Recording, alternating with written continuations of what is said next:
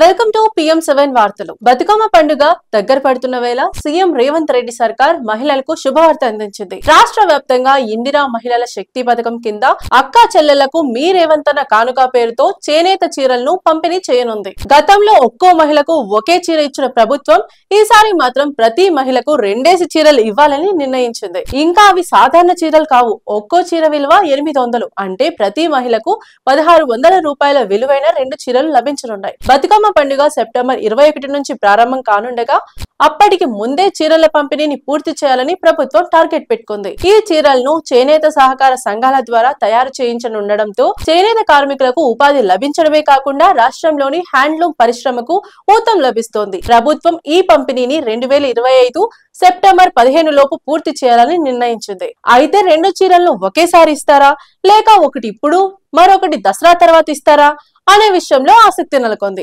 ఉదాహరణకు మహబూబ్ నగర్, జోగులాంబ, గద్వాల, వనపర్తి, నారాయణపేట, నాగర్ కర్నూలు జిల్లాల్లో మొత్తం 3,39,110 మంది మహిళలకు 6,78,220 చీరలు పంపిణీ చేయాలి. రాష్ట్రం మొత్తం 65 లక్షల చీరలు ఇవ్వాలని ప్రభుత్వం ప్లాన్ చేసింది. మొత్తానికి బతుకమ్మ పండుగను మరింత పండుగ వాతావరణంగా మార్చేందుకు రేవంత్ అన్న ఇచ్చిన ఈ కానుక మహిళల్లో ఆనందం నింపనుంది అనడంలో ఎలాంటి సందేహం లేదు.